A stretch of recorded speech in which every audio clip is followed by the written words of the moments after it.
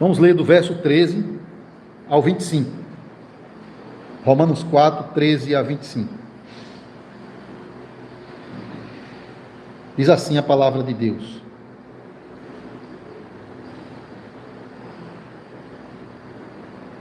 Não foi por intermédio da lei que a Abraão ou a sua descendência coube a promessa de ser herdeiro do mundo, e sim mediante a justiça da fé. Pois, se os da lei é que são os herdeiros, anula-se a fé e cancela-se a promessa. Porque a lei suscita a ira, mas onde não há lei, também não há transgressão. Essa é a razão por que provém da fé, para que seja segundo a graça, a fim de que seja firme a promessa para toda a descendência, não somente ao que está no regime da lei, mas também ao que é da fé que teve Abraão. Porque Abraão é pai de todos nós, como está escrito: por pai de muitas nações te constituí. Perante aquele no qual creu, o Deus que vivifica os mortos e chama à existência as coisas que não existem. Abraão, esperando contra a esperança, creu, para vir a ser pai de muitas nações, segundo lhe fora dito: assim será a tua descendência. E sem enfraquecer na fé, embora levasse em conta o seu próprio corpo amortecido, sendo já de 100 anos, e a idade avançada de Sara, não duvidou, por incredulidade, da promessa de Deus, mas pela fé se fortaleceu, dando glória a Deus, estando plenamente convicto de que ele era poderoso para cumprir o que prometera, pelo que isso lhe foi também imputado para a justiça. E não somente por causa dele está escrito que ele foi levado em conta, mas também por nossa causa, posto que a nós igualmente nos será imputado, a saber, a nós que cremos naquele que ressuscitou dentre os mortos, a Jesus nosso Senhor, o qual foi entregue por causa das nossas transgressões e ressuscitou por causa da nossa justificação. Dia do Senhor 23, são 3 perguntas e respostas.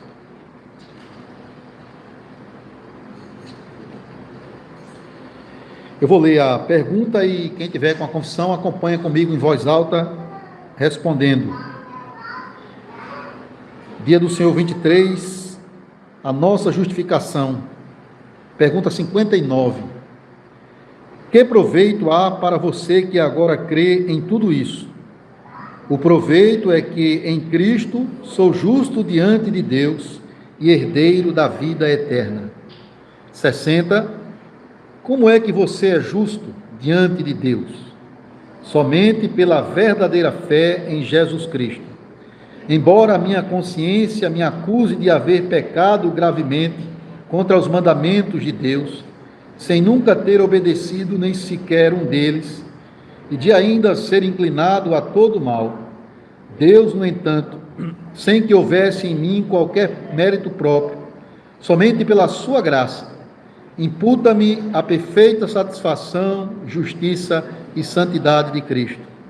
Deus me concede isso como se eu nunca tivesse tido ou cometido pecado algum, e como se eu mesmo tivesse cumprido toda a obediência que Cristo cumpriu por mim, se tão somente eu aceitar esse dom, crendo fielmente com o coração.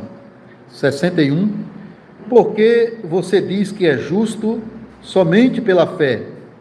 Eu digo isso não porque sou agradável a Deus, graças ao valor da minha fé, pois somente a satisfação, a justiça e a santidade de Cristo é a minha justiça diante de Deus. É somente pela fé que posso receber e fazer dessa justiça a minha própria justiça.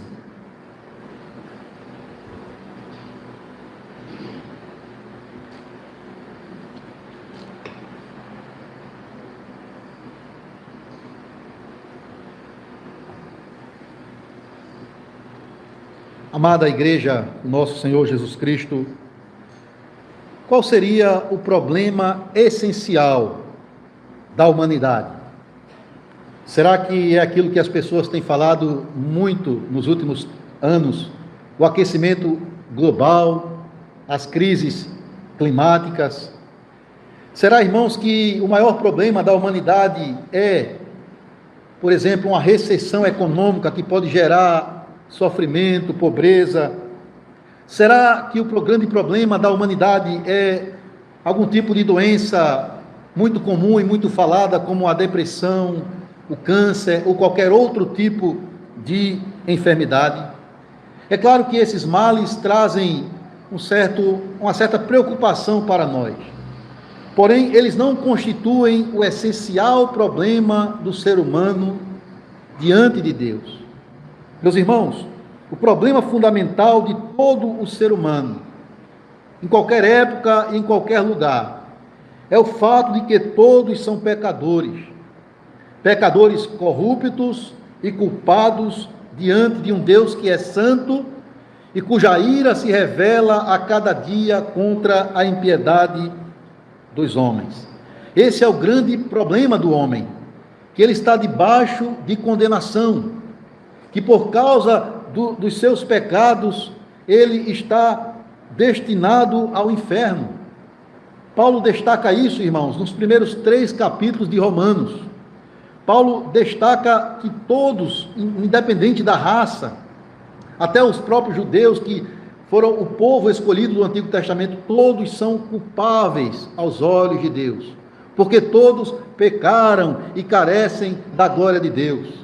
Ele vai dizer que todos, nenhum sequer é livre disso, está isento disso.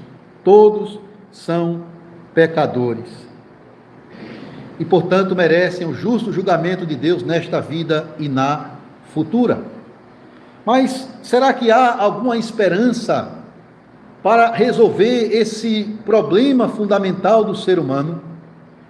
Será, irmãos, que nós podemos ser libertos dessa condição miserável de pecadores, corruptos e culpados, e de novo sermos aceitos na presença de Deus, de novo voltarmos a ser reconciliados com Ele?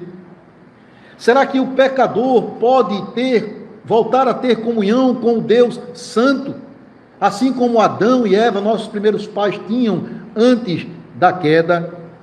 Será, irmãos, que é possível voltar ao jardim para desfrutar de plena comunhão com Deus? Meus amados, se depender de nós mesmos, não há esperança. Nem mesmo as nossas melhores obras podem nos recomendar a Deus, podem nos tornar aceitáveis perante Deus, porque até aquilo que a gente faz de melhor ainda é manchado pelo pecado. A Bíblia chama de trapos da imundícia as nossas obras de justiça. Então, elas não nos recomendam a Deus. A solução, portanto, não está naquilo que o homem pode fazer para resolver esse problema, mas a esperança está no próprio Deus. A esperança está no Senhor, no Deus que é santo, sim, que se ira contra o pecado dos homens, sim, mas também é rico em perdoar, é cheio de graça, é cheio de misericórdia.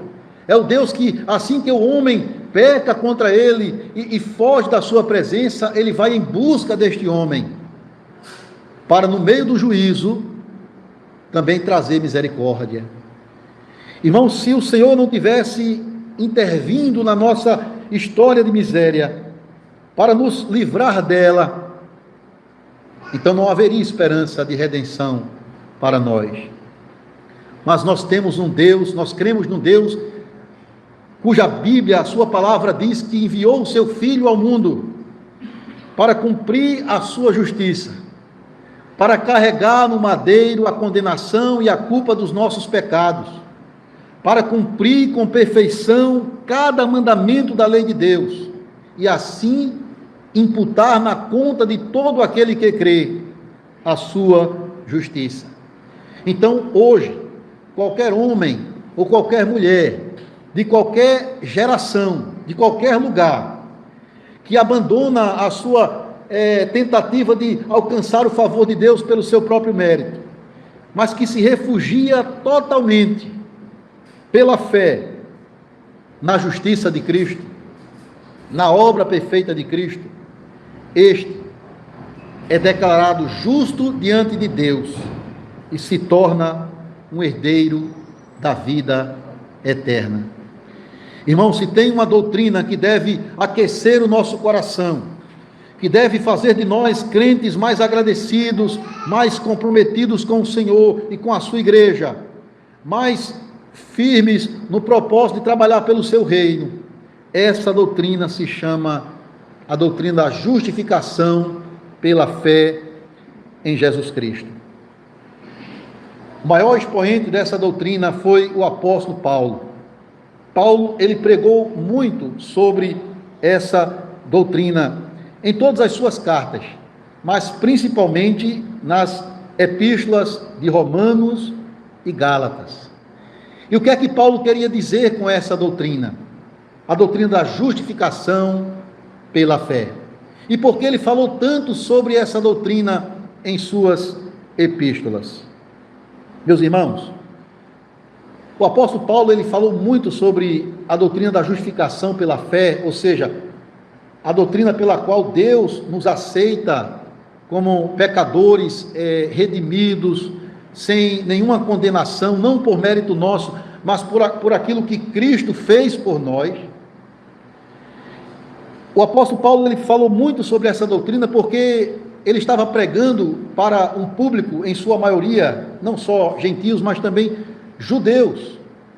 E no primeiro século, irmãos, o judaísmo, ele começou a abordar e a abraçar essa ideia de que o homem, para ser aceito por Deus, ele precisa cumprir as obras da lei. A ideia da justificação pelas obras da lei era muito forte no pensamento judaico do primeiro século. Perceba que o próprio apóstolo Paulo, antes da sua conversão, ele era um ferrenho defensor dessa ideia de que o pecador é aceito por Deus pelas obras da lei, por aquilo que ele faz, por aquilo que ele pelo mérito dele de obedecer os mandamentos de Deus. Mas quando Paulo encontrou Cristo, ou melhor, quando Cristo o encontra na estrada de Damasco, ele, irmãos, é convertido, e ele abraça, ele abandona a sua justiça pessoal e abraça integralmente a justiça de Cristo. Nós não temos tempo de ver agora, mas você pode ler depois em Filipenses capítulo 3, onde ele vai dar esse testemunho, onde ele vai considerar toda a sua justiça pessoal, todos os méritos que ele tinha. Ele diz: isso tudo é refúgio, isso tudo é lixo, isso tudo é esterco. O que importa para mim é a preciosidade da justiça de Cristo para a minha salvação. Percebam que os judeus do primeiro século, apesar de serem privilegiados por Deus com a dádiva das Escrituras do Antigo Testamento, que em nenhum lugar traz essa ideia de justificação pelas obras, mas pelo contrário, revelava um Deus, claro, um Deus santo, que se irava contra o pecado do homem e até do seu próprio povo, mas também um Deus cheio de graça, um Deus que está cada vez de novo trabalhando graciosamente para redimir o seu povo das mãos dos inimigos e dos seus pecados. Mesmo assim, eles tendo toda essa revelação, eles abraçaram a religião das obras. Para ser aceito por Deus, basta ao homem obedecer os mandamentos e cumprir os rituais das leis de Deus, até mesmo das leis cerimoniais, por exemplo, como a circuncisão, a guarda de dias santos e outras obras que eles, por sua tradição, acrescentaram à lei de Deus. Meus irmãos, o apóstolo Paulo, ele teve que lidar com um grupo de homens, de pessoas, né, chamados de judaizantes, que eram judeus de carne e sangue, que abraçaram a fé em Cristo.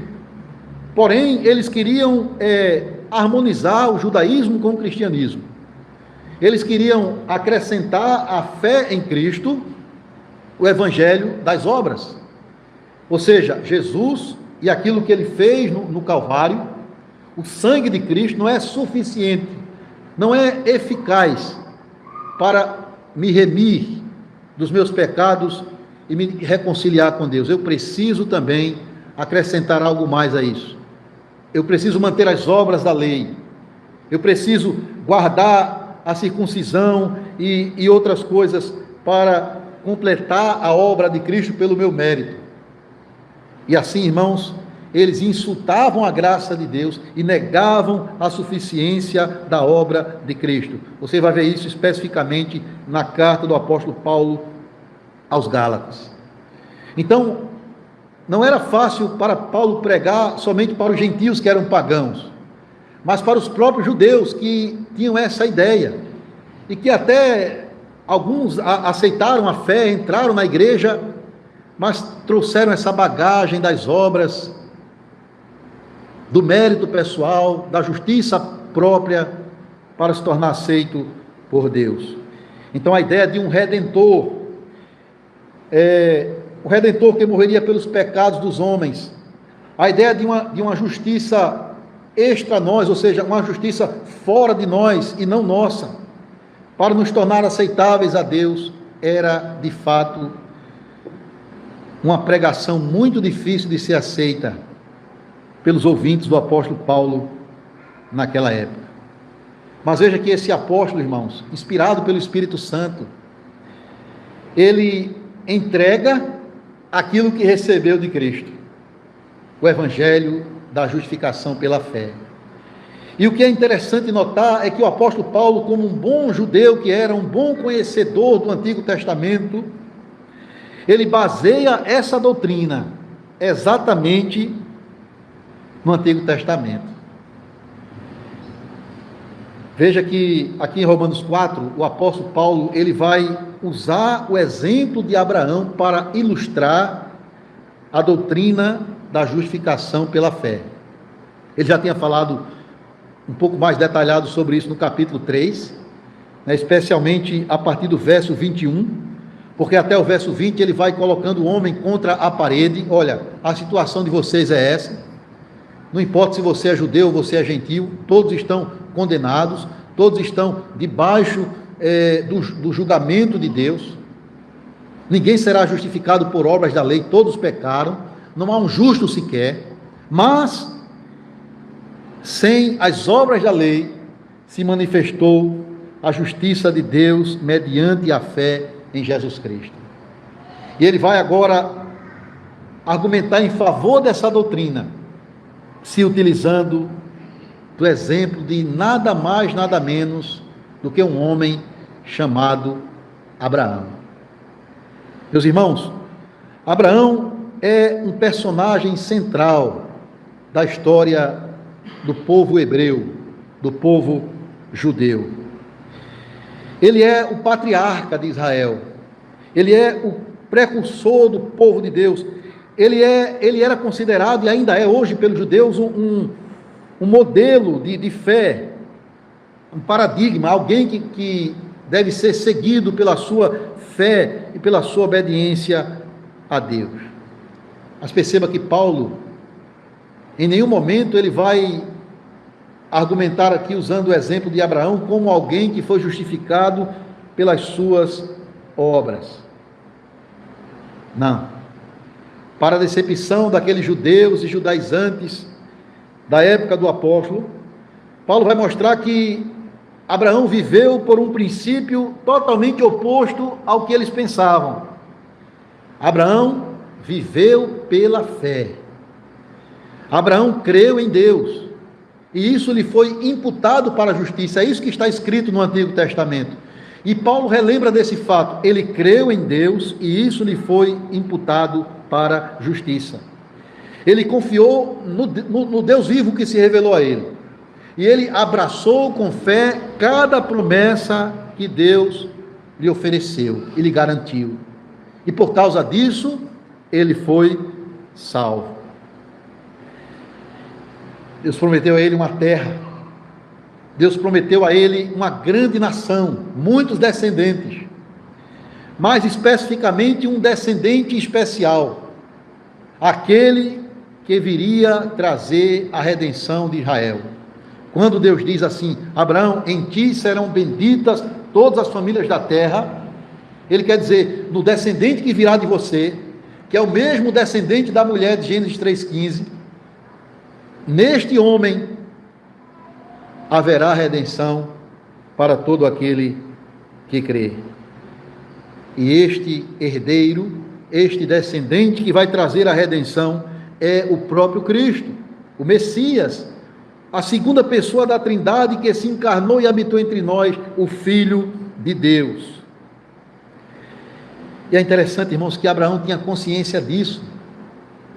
Em uma das suas disputas com os judeus, o próprio Cristo, eu acho que ali você vai encontrar isso nos capítulos 6, 7 e 8 do Evangelho de João. Há uma grande disputa ali entre Cristo e os judeus, ele pregando que ele é o Redentor de Israel, o Messias, e ele vai dizer uma coisa que chama a atenção. Ele diz que Abraão se alegrou em ver o meu dia. Ou seja, irmãos, Abraão, por revelação divina, ainda vivendo muito tempo antes da cruz, milhares de anos antes da cruz, ele já tinha ouvido o Evangelho antecipadamente.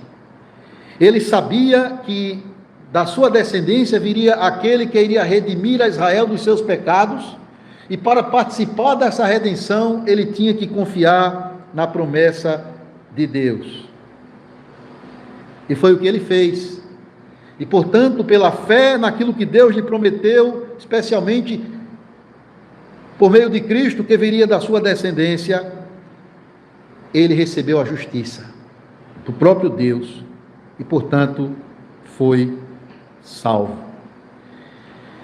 Irmãos, a doutrina da justificação pela fé, ela exalta a graça de Deus. Ela mostra que quem opera, quem realiza a salvação do pecador é o próprio Deus. E que o homem, ele não tem nada a contribuir nessa redenção. Ele precisa apenas crer, confiar, abraçar a Cristo pela fé.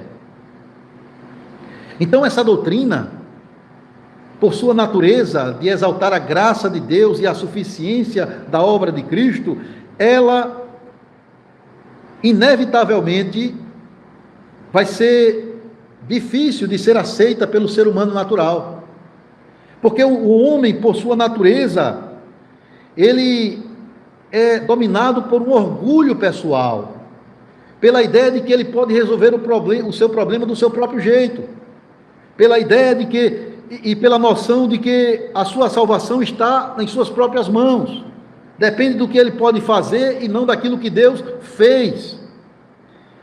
Fale com a maioria das pessoas por aí, e você vai ver essa ideia equivocada de que só basta ser uma pessoa decente, não fazer mal a ninguém, não fumar, não beber, não roubar, ser um bom marido, uma boa esposa, cuidar da família, ser fiel no trabalho, ou seja, viver uma vida de moralidade e até mesmo de religiosidade, e isso, portanto, vai me tornar aceitável diante de Deus. Eu serei justificado, eu serei declarado justo, eu não terei mais nenhuma culpa, porque aquilo que eu fiz de bom vai suplantar aquilo que é mal, e Deus, ele vai ter que me aceitar, porque eu sou uma pessoa decente, honesta, religiosa, e não faço mal a ninguém. Meus irmãos, o próprio Martinho Lutero, grande reformador, antes de conhecer essa doutrina da justificação pela fé, que foi aquilo que abriu seus olhos para compreender o evangelho da graça de Deus, ele até vai dizer que essa doutrina, quando ele a compreende como sendo uma justiça extra nós, ou seja, não a justiça que parte de nós, mas que vem de fora para nós. Quando ele entende isso, irmãos, ele diz que é como se o paraíso se abrisse para ele. Mas antes disso, ele procurava a aceitação divina com todo o seu esforço religioso. Ele procurava aplacar a ira de Deus sobre ele. Ele desejava receber o favor de Deus mediante as suas contínuas obras de jejum, de penitência e até de autoflagelamento. Leia a história sobre ele e você vai ver, irmãos. Porém, Lutero nunca encontrou paz na sua consciência. Ele sempre ficava incomodado com essa palavra justiça de Deus, porque ele só enxergava a justiça de Deus como um Deus que se ira, um Deus que pune o pecado, e isso atormentava a sua consciência e a sua alma. Até que um dia, irmãos, lendo o Evangelho, a carta de Paulo aos Romanos, ainda no capítulo 1, quando ele começou a estudar essa carta para fazer as suas preleções, os seus estudos, as suas palestras, ele se depara com Romanos 1, 16, 17. A justiça de Deus se revela no Evangelho, de fé em fé, o justo viverá pela fé. E Lutero passa a entender que essa justiça é uma dádiva de Deus ao pecador. É aquilo que Cristo fez, a satisfação de Cristo, a obediência de Cristo à lei de Deus, é o que garante a redenção. E a única coisa que o pecador tem que fazer é receber essa justiça pela fé. E foi isso, irmãos, que modificou a vida daquele homem, e foi isso que Deus usou para incendiar a Europa com o Evangelho redescoberto da reforma protestante do século XVI, contra a doutrina romanista da ideia da salvação pelas obras, da justificação pelas obras. Então, se qualquer pecador que deseja ser salvo e entrar no céu, porque é isso que todo mundo quer depois da morte, entrar no céu, mas se alguém realmente deseja isso, ele precisa abrir mão dessa ideia de salvação pelas obras e refugiar-se integralmente na obra perfeita de Cristo, reconhecendo-o como único e suficiente Salvador. Porque ninguém será justificado pelas obras da lei. Mas Deus, como diz Paulo aqui em Romanos capítulo 3, 21, ele diz que Deus, gratuitamente, por meio da sua graça, mediante a redenção que há em Cristo Jesus, justifica o pecador. O justo morreu pelos injustos para conduzi-los a Deus, diz o apóstolo Pedro. Então, o fundamento da nossa salvação, irmãos, foi o sacrifício e a morte de Cristo na cruz.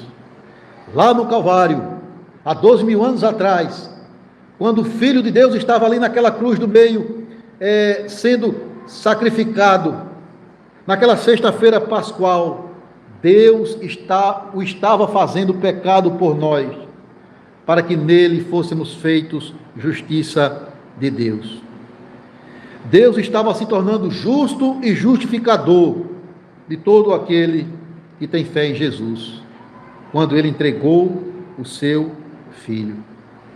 É isso que nós confessamos aqui na nossa confissão, que a perfeita satisfação de Cristo, ou seja, a punição que ele recebeu no corpo e na alma no Calvário, a sua justiça, ou seja, a perfeita obediência dele a cada mandamento da lei, e a sua santidade, ou seja, a sua impecabilidade, que cobre também o nosso pecado original. Tudo isso, e nada mais, é o que garante a nossa justificação diante de Deus. Tudo que você precisa para ser salvo está em Cristo e é ofertado de graça ao mais perverso pecador. Ele é aquele que justifica o ímpio pela sua graça.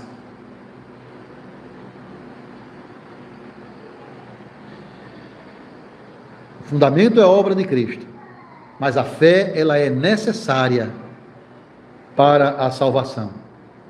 Jesus falou muito sobre isso, a necessidade da fé para ser salvo.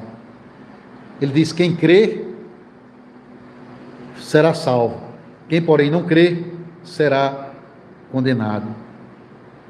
E Deus deu o seu Filho para que todo o que nele crê não pereça, mas tenha a vida eterna. E é isso que nós confessamos.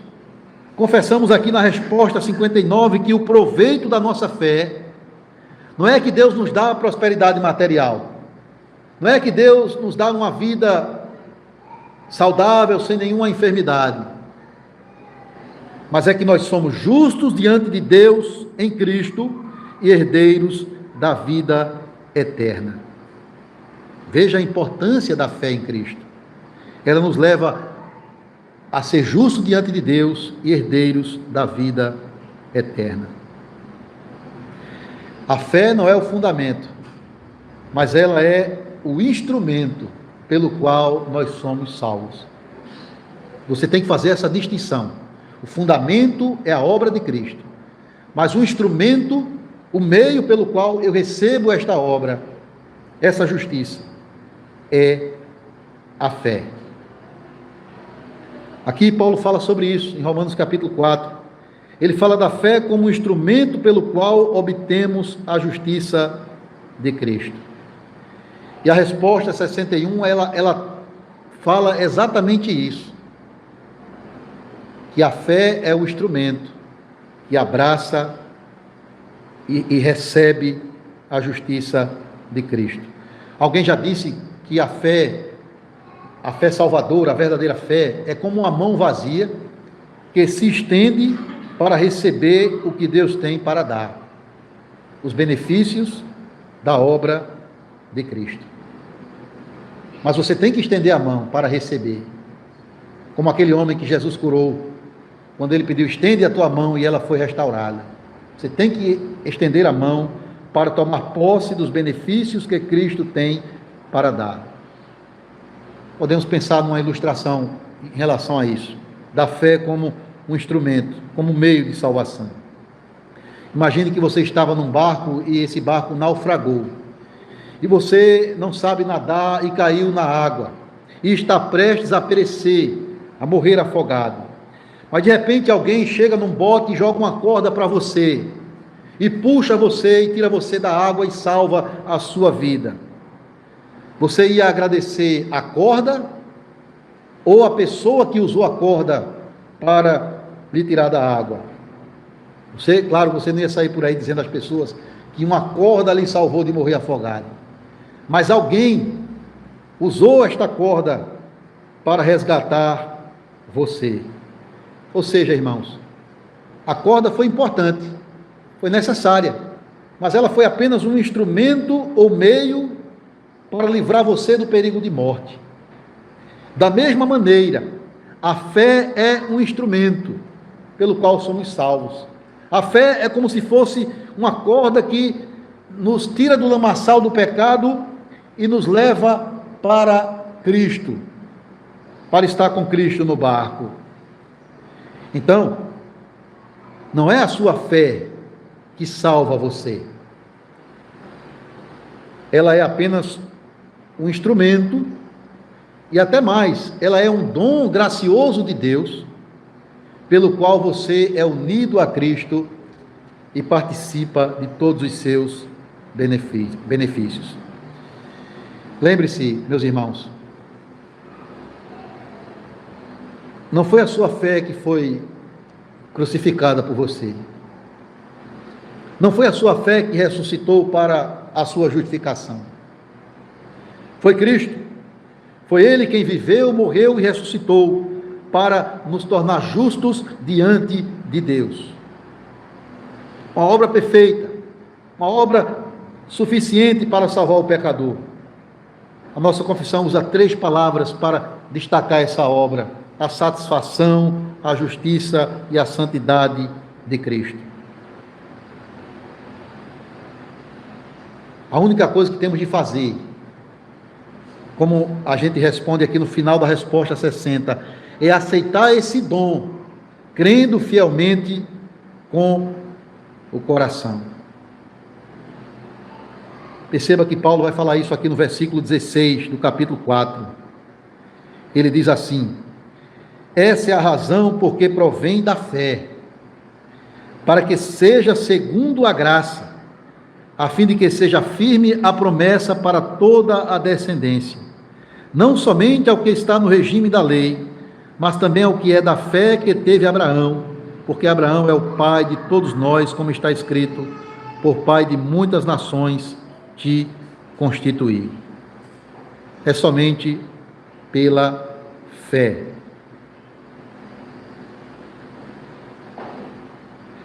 A fé exalta, irmãos, como eu disse já, a graça de Deus e contenta-se unicamente com a justiça de Cristo.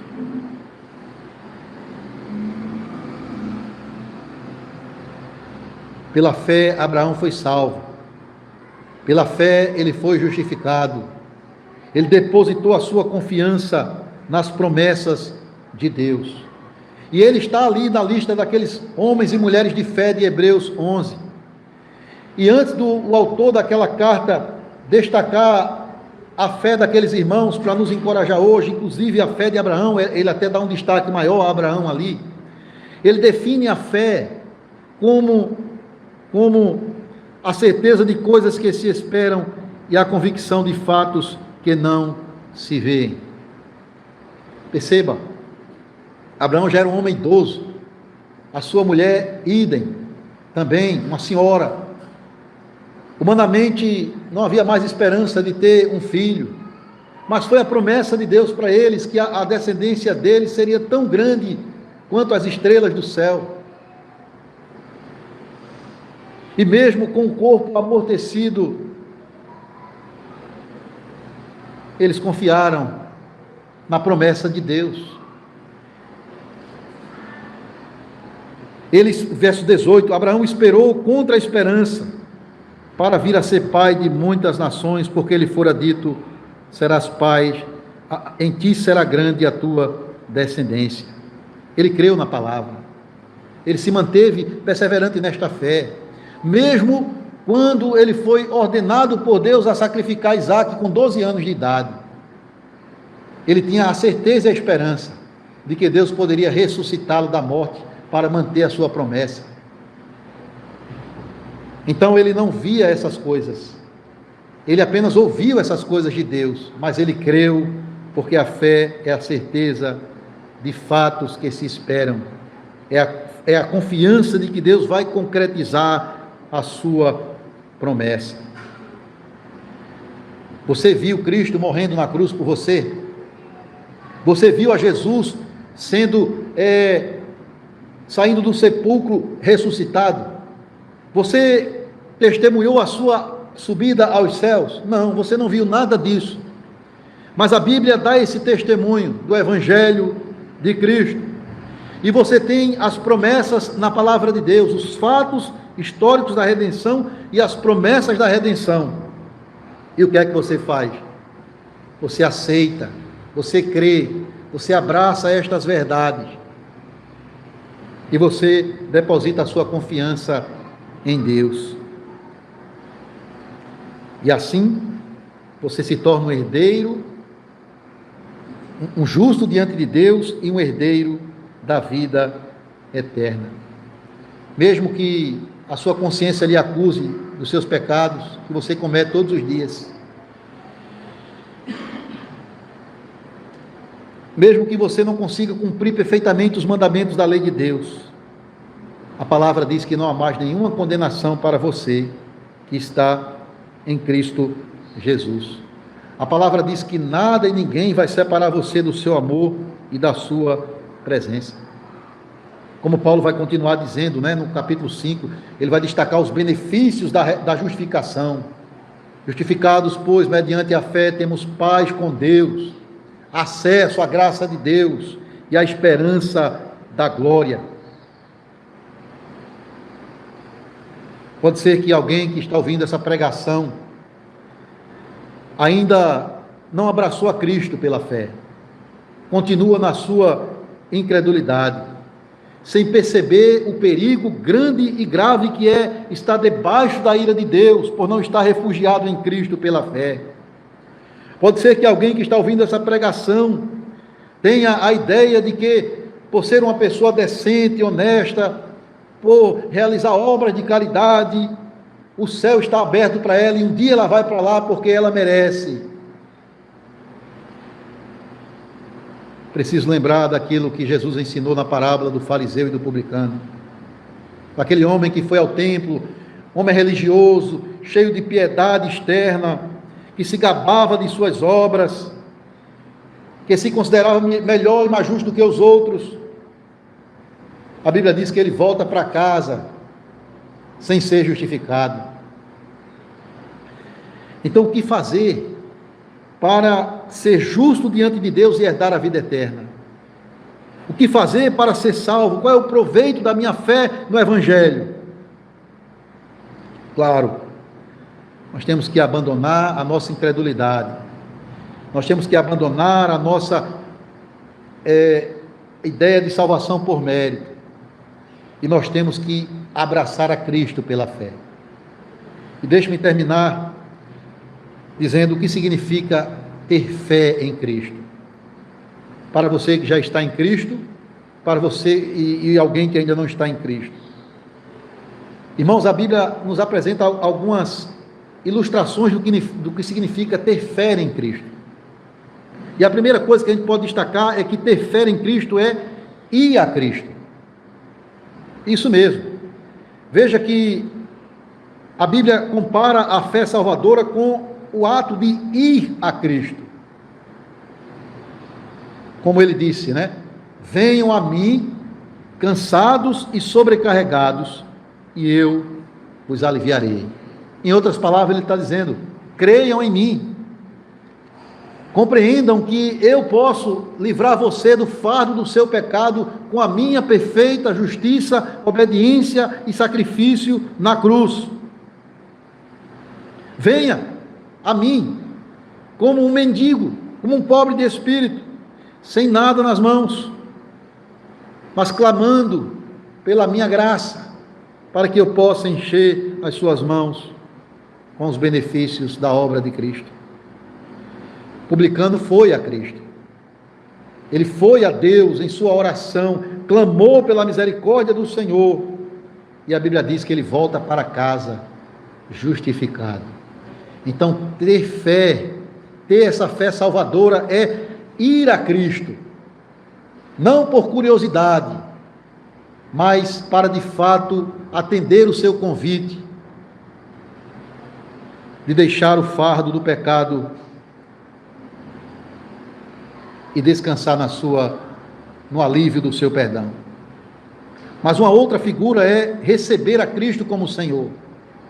Escrevendo aos Colossenses, Paulo diz que o crente é alguém que recebeu a Cristo como Senhor. Isso é ter a fé salvadora. Receber a Cristo como Senhor, Salvador da nossa vida, mas também como nosso Senhor. Ou seja, entregar-se completamente a Cristo, comprometer-se com o Senhor, se dispor a negar a si mesmo, tomar a cruz e segui-lo. A gente vai falar um pouco mais sobre isso a partir do dia do Senhor 24, quando vai mostrar que essa fé que salva, ela, embora não seja as obras que salvam, mas ela é acompanhada de obras. A fé verdadeira, ela vai conduzir às boas obras. Aos Gálatas, Paulo diz que o crente que tem essa fé em Jesus Cristo é alguém que se revestiu da justiça de Cristo. Ele diz: vocês se revestiram de Cristo.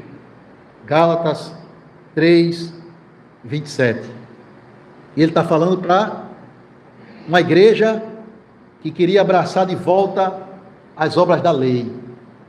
Ele: por que vocês estão fazendo isso? Vocês já foram revestidos com a justiça de Cristo.